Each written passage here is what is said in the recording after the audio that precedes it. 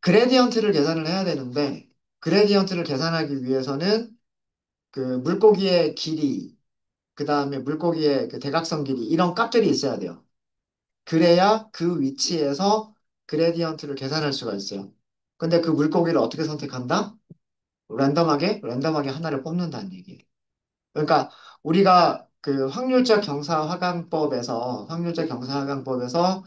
우리는 시작값을 무조건 임의의 값에서 시작한다라고 주석을 해놓고서 무조건 마이너스 4부터 시작을 했었죠. 사실은 여기가 스토캐스틱 그레디언트 디센트에서는 여기가 랜덤 값으로 결정을 하고 있었던 거예요. 그래서 랜덤 값으로 만들기 때문에 처음에 시작값이 여기서부터 시작해서 1000번 반복을 할 수도 있는 거고 아니면 그보다 더 다른 점에서 1000번을 반복할 수 있는 거고 우연찮게도 최소값 근처에 있는 값이 최소값으로 최초값 이니셜 값으로 선택이 돼서 반, 반복이 될 수도 있었던 거예요. 그러니까 처음 시작하는 값이 어디냐에 따라서 그거는 달라질 거다. 근데 그거는 확률적으로 밖에는 알 수가 없어요. 그래서 뭐가 있냐면 스토캐스틱 그레디언트 디센트에서도요. 랜덤 스테이트라고 하는 게 있어요. 만약에 이 랜덤 스테이트라고 하는 거를 난수를 만들어내는 시드이기 때문에 요거를 숫자를 같은 거를 쓰시면 여러분들하고 저하고 똑같은 그 개수가 나오게 될 거예요. 한번 해볼까요? 여기만 고쳐볼게요. SGD 리그레서에서 랜덤 스테이트를 42로 고정을 시킬게요. 그리고 SGD 리그레서를 다시 한번 만드시고요. 훈련을 다시 시키신 다음에 훈련 셋 점수하고 테스트 셋 점수를 계산해 보세요. 여기 숫자가 저는 마이너스 1.04가 나왔어요. 그 다음에 여기는 테스트 셋에서는 마이너스 1.115가 나왔어요. 어떤가요? 이제는 같죠. 그러니까 그 그레디언트를 계산하기 위해서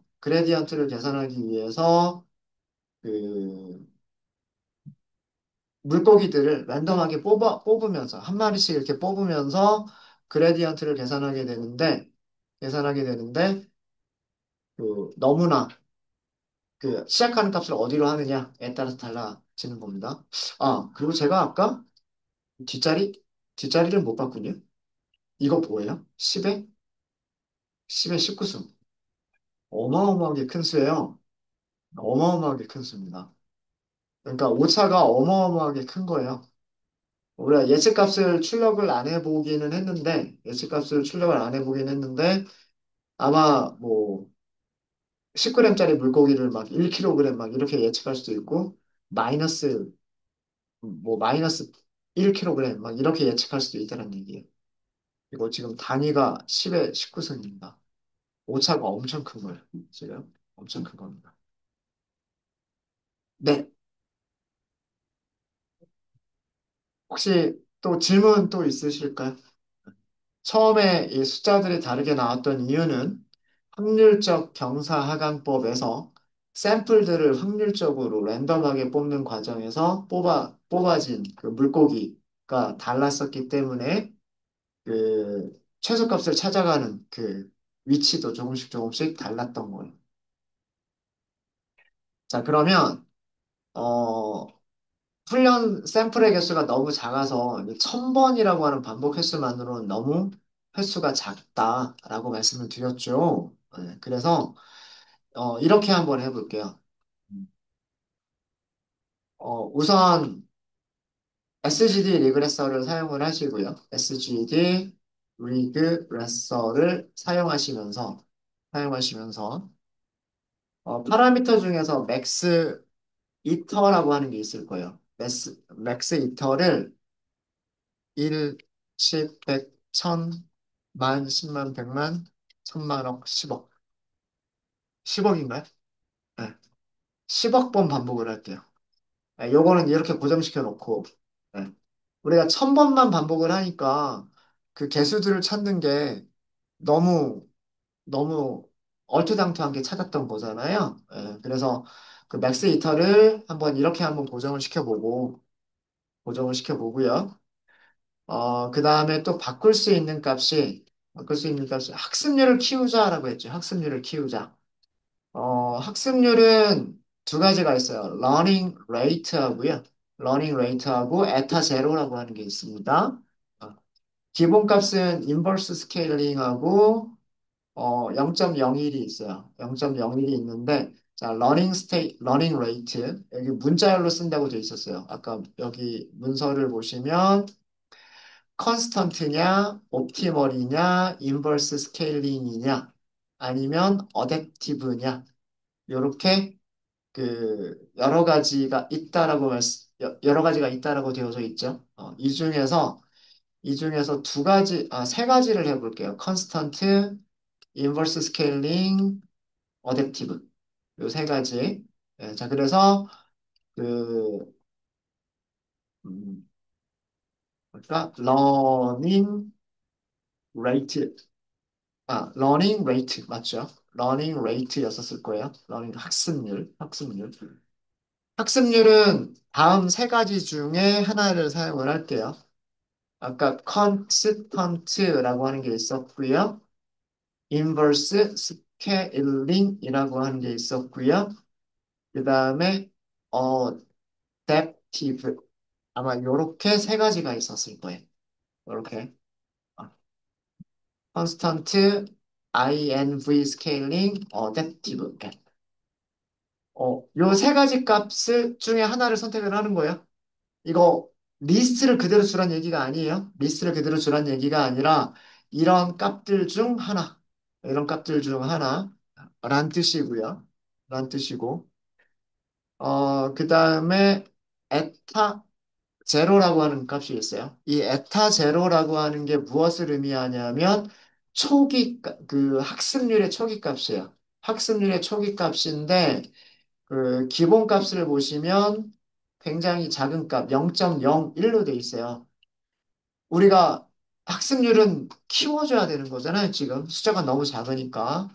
그래서 학습률은 일단은 기본값이 0.01로 되어져 있으니까 일단 0.1, 10배를 더 키워보는 거죠. 10배를 더 키워보고 1.0, 또 10배를 키우면 1.0이 되겠죠.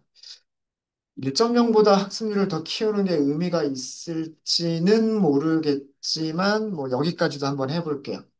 네. 그래서 기본값이 0.01이었는데 0.1, 0.01과 0.1과 1.0과 그리고 10, 10.0 이렇게 네 가지 값을 사용을 해볼게요. 네 가지 값. 그 다음에 규제를 줄일 수가 있다 그랬죠. 규제를 줄일 수가 있는데 규제는 여기에 알파 값이에요. 페널티의 종류가 있고 알파가 있는데 알파가 굉장히 작은 값이에요. 그러니까 이거보다 더 줄이는 거는 큰 의미는 없을 것 같아요. 자, 그래서 총 몇 가지 경우의 조합이 나올까요? 러닝 레이트가 세 가지가 있고 에타 값이 네 가지가 있으니까 전부 12가지를 테스트를 해보시는 거예요, 여러분들이. 네.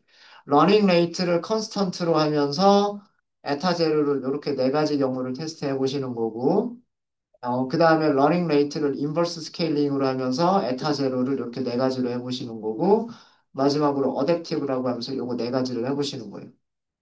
무엇을 하는 거다? 이렇게 바꿔가면서 러닝 레이트와 에타 제로를 바꿔가면서 러닝 러닝 레이트와 에타 제로를 바꾸면서 훈련 세트와 셋과 테스트 셋에서의 결정 개수를 출력해 보시는 거예요. 반복문을 쓰시면 되겠죠. 그죠? 똑같은 코드가 반복이 될 거기 때문에 이중 반복문 쓰시면 될 거예요. for running rate가 요거 안에 있으면 그 다음에 그 안에서 for 에타 제로가 요거 안에 있으면 이라고 하면서 모델을 만들고 훈련시키고 스코어 계산해서 출력하고 이거를 하시면 됩니다. 반복만 있으면 코드 한 번으로 끝나요. 12번 똑같은 코드를 쓰란 얘기 아니에요? 네, 시간 드릴게요. 한번 해보세요.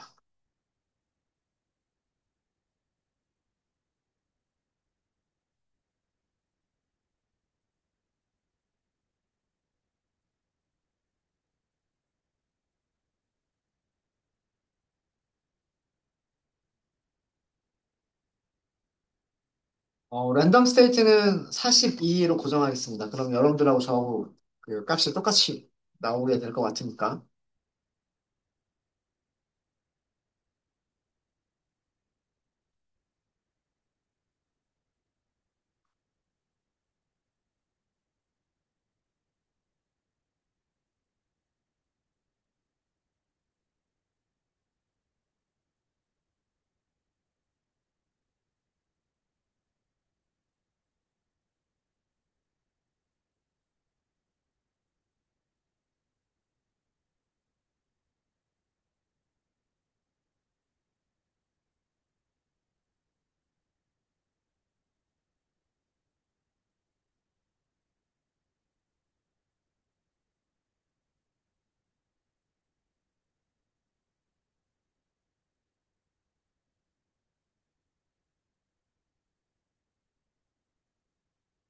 사실 이 과정은 그 크로스 밸리데이션이라고 하는 교차 검증에서 사용하시는 방법인데 제가 그 함수를 알려드리기 전에 여러분들의 교차 검증이라는 게 이런 거구나 라고 하는 거를 이렇게 만들어졌겠구나. 그 함수가 이렇게 만들어졌겠구나 라고 하는 거를 요걸 해보시면 나중에 저희가 그 함수를 이용하실 때 조금 도움이 되실 거예요.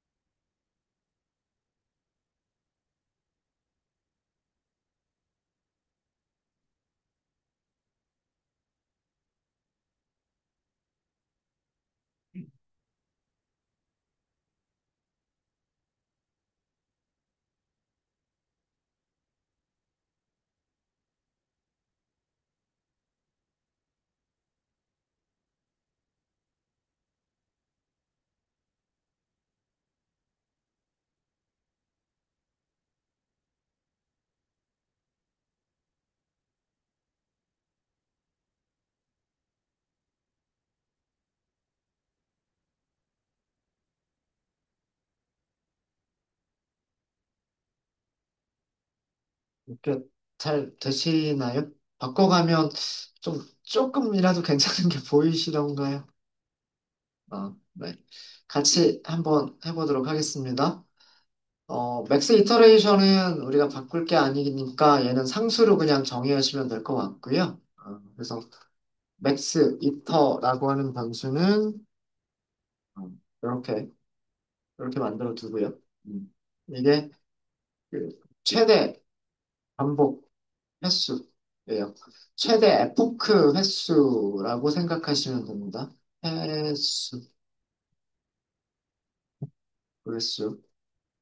그 다음에 그 학습률을 변화시키겠다고 했죠. 그래서 learning rate라고 할게요. learning rate 여러 개가 있으니까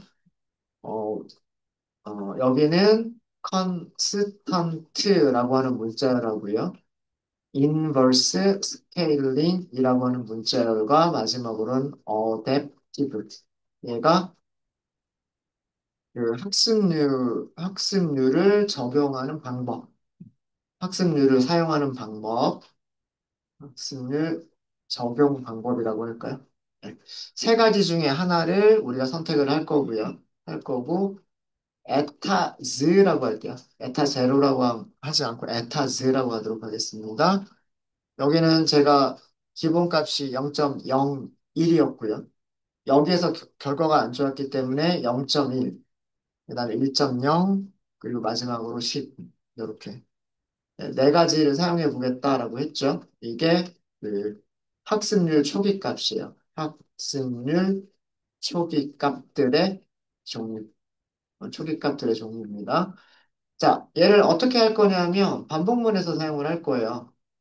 learning rate 줄여가지고 LR이라고 할게요. 어디에서?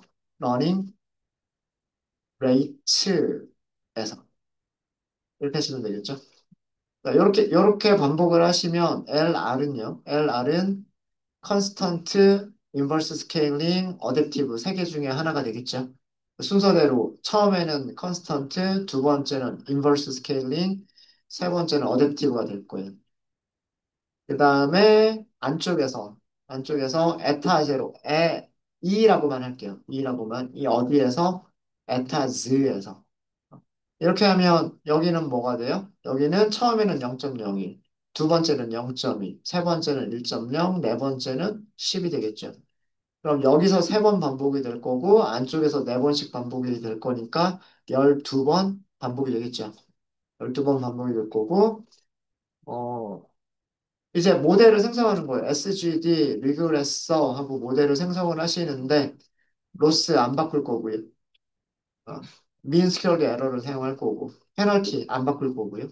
리치를 사용하겠다는 얘기죠. 페널티의 크기는 0.0001이니까 그렇게 큰 건 아니에요. 큰 건 아니고 그 다음에 여기 맥스 이터가 1000이라고 되어 있는데 이거를 바꿔주겠다는 얘기예요. 여기 맥스 이터라고 하는 파라미터가 있는데 그 값을 맥스 이터라고 바꾸겠다는 뜻이에요. 자, 앞에 있는 맥스 이터는 뭐예요? SGG 리그레스의 파라미터 이름이고 뒤쪽에 있는 맥스 이터는 여기 있는 지역 변수 이름이에요. 이거 구분하셔야 돼요. 구분하셔야 되고 그 다음에 running rate가 있죠. 여기를 LR로 바꿔주시는 거예요. LR.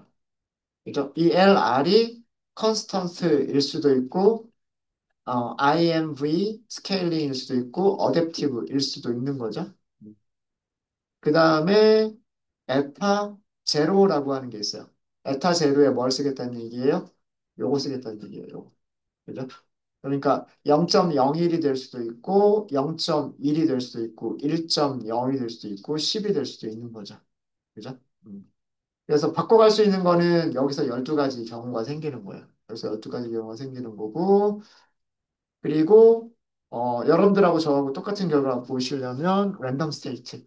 그러니까 물고기를 확률적으로 뽑아야 되는데 일정한 순서로 뽑으려면 이렇게 하시면 되는 거예요. 자, 그럼 모델이 만들어졌죠. 모델을 만들어졌으니까 모델을 훈련시킨다. 삐. 여기에는 훈련 셋, 훈련 레이블 이렇게 주시면 돼요. 위쪽에 코드랑 다를 거 뭐 있어요? 만든다, 피팅 시킨다잖아요. 만든다, 피팅 시킨다. 다른 거는 파라미터들만 세팅을 하는 거죠. 자, 그러면 이제 우리는 그 스코어 두 개를 계산할 수가 있어요. 스코어를 이렇게 트레인 스코어라고 할까요?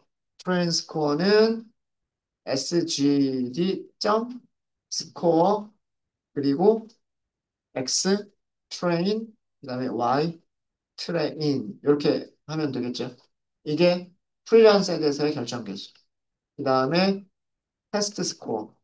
테스트 스코어는 sgd 점 마찬가지로 스코어 여기서는 테스트 셋과 테스트 레이블을 주시면 돼요. 이거를 출력만 하시면 돼요. 어, 출력할 때는 다 써주는 게 좋겠죠. 러닝 레이트는 뭘 썼는지, 에타 제로는 뭘 썼는지, 그리고 스코어는 어떻게 되는지, 이런 것들 다 써주면 좋으니까, 첫 번째, 러닝 레이트는 하고서, 여기는 LR 이렇게 쓰면 되겠죠. 그 다음에, 에타 제로는 하고서, 여기는 2라고 쓰면 되겠죠. 2라고 쓰면 될 거고, 트레인 R2라고만 할게요. R제곱 스코어니까. 자, 여기는 트레인 스코어. 이게 점수잖아요. 얘가 점수죠? 자, 그냥 쓰면, 일단은 그냥 쓸게요. 소수점이 몇 자리까지 나올지 모르겠으니까. 그 다음에 테스트 R2. 이렇게 해서 여기서는 테스트 스코어. 이렇게 써보시면 됩니다. 이렇게 해서 실행하시게 되면, 러닝, 여기 제가 오타가 있었군요. 러닝에서 오타가 있었어요. 러닝 레이츠 이렇게 나옵니다. 숫자들이 얼토당토하군요. 네, 보시면 10에 21승, 10에 23승, 10에 25승, 10에 26승, 10에 19승, 10에 21승. 정말 오차가 엄청나게 그나마 여기는 조금 적긴 하군요. 10에 19승이라고 뭐 이렇게 나오진 않으니까 조금 낮고 10에 17승, 10에 19승, 10에 21승 이렇게 나오고 있습니다. 그래서 어, 우리 10억 번 반복해도 속도가 얼마 안 걸리죠. 그죠? 한번 더 틀려볼까요? 의미가 있을지는 모르겠습니다만 이렇게 얘는 어댑티브가 안 되는 거 너무 늘려도 또 안 되는구나. 어, 맥스 이터레이션 숫자는 만 배로 그냥 막 늘릴 수도 없네요. 그런 에러가 발생을 했어요. 10억 번이라고 하는 숫자가 그렇게 적은 숫자는 아닌데, 반복한다라고 하는 숫자가 10억 번을 반복한다는 게 적은 숫자는 아니긴 하지만, 어, 좋은 결과들을 얻고 있지는 못합니다. 그러니까, 확률적 경사하gan법이, 우리가 이 피쉬라고 하는 셋에 대해서는 그렇게 좋은 결과는 얻지는 못했어요. 근데, 만약에 다른 데이터셋이 있는 경우에는요, 이게 좋은 결과를 줄 수도 있어요. 어, 그 리니어 리그레션하고 SGD 스토캐스틱 그레디언트 디센트하고 찾는 방정식은 똑같아요. 근데 그러니까 W를 찾는다라고 하는 거는 똑같은 거예요.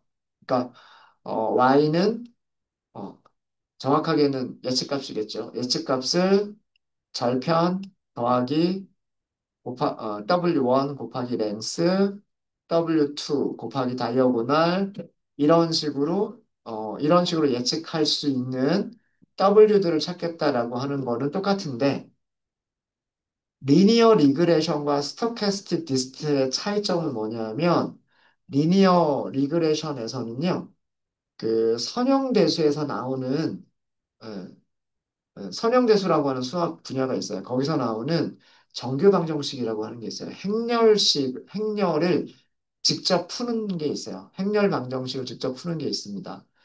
어, 전치 행렬이라 그래서 트랜스포즈를 계산하고, 그 다음에 역행렬이라 그래서 인버스를 계산하고, 그런 것들을 이용해서 직접 해석적으로 계산을 할 수 있는 방법이 있어요.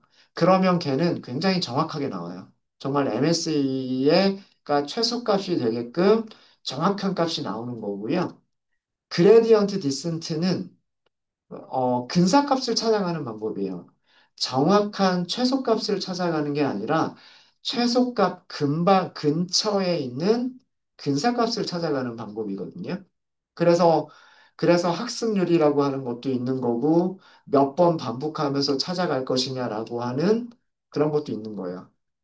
그래서 두 개가 서로 다른 결과를 줄 수가 있습니다. 서로 다른 결과를 줄 수가 있는데, 리니어 리그레션은 데이터가 커지면 커질수록 계산 속도가 느려져요. 계산 속도가 느려지고요. 확률적 경사 하강법은 데이터가 많더라도 속도가 빨라요. 반복하는 횟수가 많아지더라도 횟수가 빠릅니다. 속도가 빨라요. 그런 장점이 있는 반면에 정확한 값으로 수렴을 못할 수도 있어요. 그래서 지금과 같은 경우에는 그 정확한 값으로 수렴을 못하는 그런 현상을 보여주고 있는 겁니다. 이거는 세트 자체가 너무 작기 때문에 어쩔 수가 없어요. 그래서 이렇게 그 훈련 세트가 너무 작은 경우에는 SGD보다는 리니어 리그레션이나 리치, 라쏘 이런 것들을 직접 이용하시는 게 훨씬 나아요. 속도도 빠르고 더 정확하게 계산을 하실 수도 있으십니다. 여기서는 오차가 너무 커요. 오차가 너무 큽니다. 여기도 이게 되나? 점 사이. 이게 적용이 안 되죠. 이게 이렇게 해버리면 소수점 이하 자릿수를 표시하는 거여서 얘가 이렇게 하면 큰 의미가 없어요. 그냥 이렇게 해서 저기 10의 몇 승, 뭐 이런 식으로. 네, 이렇게 해서 그 일종의 교차 검증과 비슷한 그런 거를 우리가 직접 한번 만들어 봤습니다. 이런 비슷한 과정들을 머신러닝을 하시게 되면 이런 비슷한 과정들을 여러분들 자주 하시게 돼요. 하이퍼 파라미터들을 변경하면서 우리가 바꿀 수 있는 하이퍼 파라미터들을 바꿔가면서 똑같은 모델을 만들고 훈련시키고 점수 계산하고 다시 하이퍼 파라미터 바꿔서 모델을 생성하고 훈련시키고 점수를 계산하고 이런 과정을 여러 번 반복하면서 최적의 점수를 찾아 나가는 이런 작업들을 많이 하게 돼요. 네, 이게 그런 과정이라고 생각하시면 돼요. 그리고 똑같은 코드를 반복해서 쓰시는 게 아니라 이렇게 네, 반복문을 직접 만드시면 되겠죠. 네, 그래서 이런 연습들 많이 해주시면 좋을 것 같습니다. 네, 혹시 질문 있으실까요? 질문 있으십니까? 네, 질문이 없으시면 다시 우리는 분류 문제로 되돌아가도록 하겠습니다. 분류 문제로 되돌아갈 거고요. 새로운 파일을 하나 만들게요. 새 파일을 하나 만들도록 하겠습니다. 자, 여기에서 구글 컬앱 주피터 노트북 만드시고요. 혹시 질문 있으세요? 질문 있으실까요? 없으세요? 네. 요즘 좀 어려우세요? 내용이? 그렇진 않은가요? 네, 클래시피케이션이라고 하도록 하겠습니다. 클래시피케이션. 분류라는 뜻이에요. 여기다 적어드릴까요?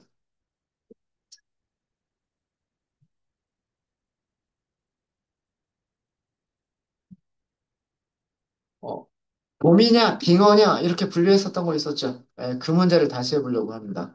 그 문제를 다시 해보려고 하는데, 우리는 KNN만 써봤잖아요.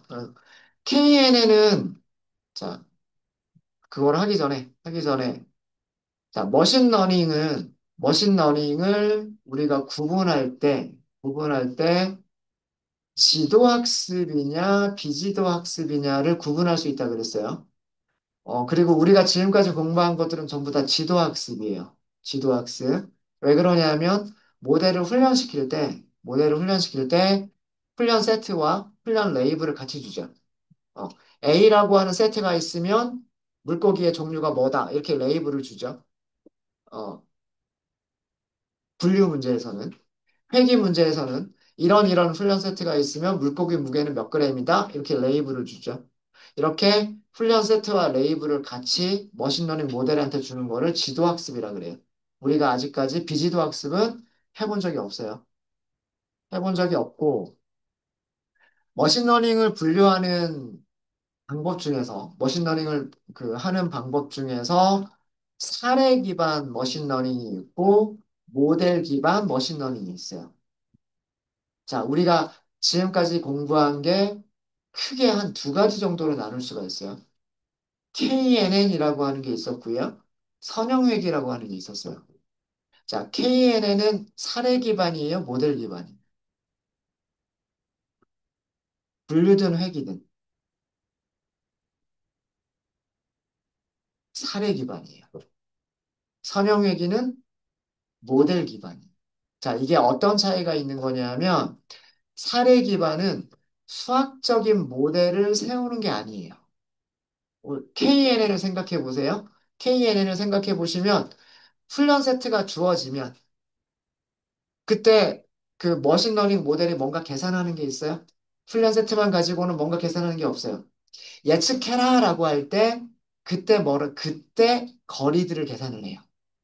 그리고 거리들을 정렬을 쭉 하고 가장 가까운 거 K계를 찾아요.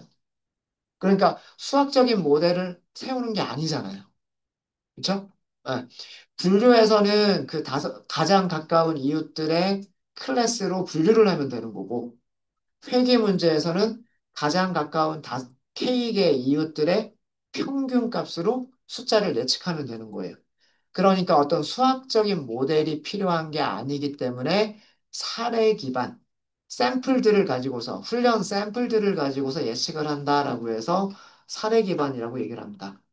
그러니까 우리가 공부한 것 중에서 KNN이 사례 기반이에요.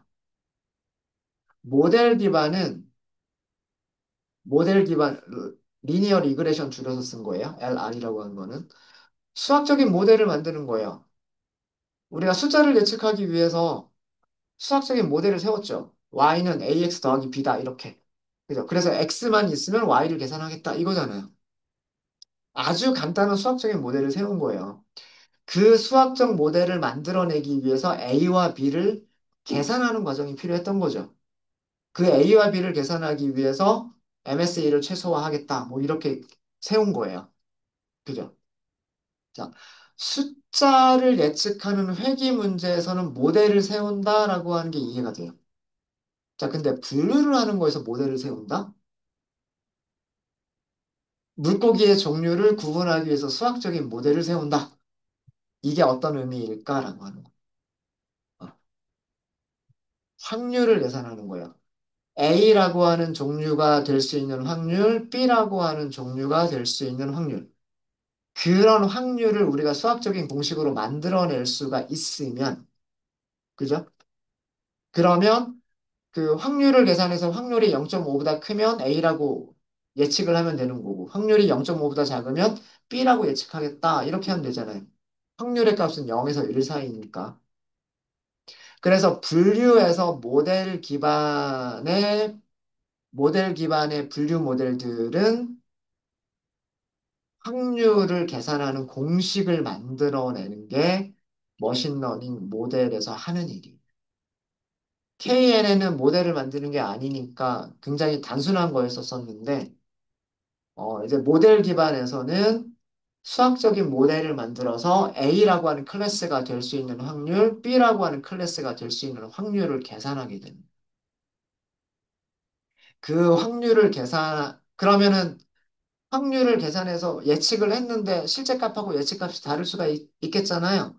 거기서 손실이 일어나는 거예요. 실제 값과 예측 값이 다르면 그게 손실이에요. 그렇죠? 숫자를 예측하는 데 있어서는 실제 값 숫자가 있고 예측한 값 숫자가 있으니까 실제 값 빼기 예측 값 하고서 숫자 두 개를 제곱하고 빼준 다음에 제곱하고 평균을 내면 돼요. 그게 MSE라고 하는 개념이고요. 그럼 분류에서는 그런 손실을 어떻게 정의할까? 그거예요.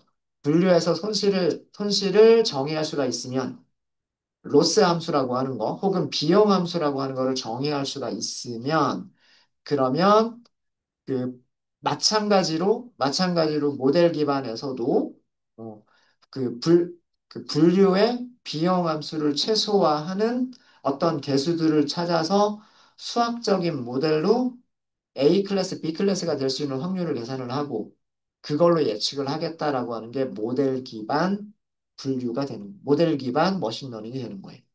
그러니까 우리가 여기서 하려고 하는 거는 이제 KNN만이 아니라 사례 기반 머신러닝 모델만이 아니라 모델 기반 머신러닝도 어떤 것들이 있느냐. 그리고 그 모델 기반 머신러닝에서 사용하게 되는 비용함수는 어떤 식으로 정의를 하느냐. 이런 것들을 알려드리겠다라고 하는 겁니다. 우리의 목표는. 네. 네, 뭘 할 건지 아시겠죠? 뭘 할 건지 아시겠죠? 네, 그래서 일단은 이 정도로 말로만 먼저 좀 설명을 드리고요. 잠깐 좀 먼저 좀 주제가 완전히 바뀌니까 먼저 좀 일찍 쉬었다 하도록 하겠습니다. 30분에 시작할게요. 여기서부터 30분에 시작하겠습니다.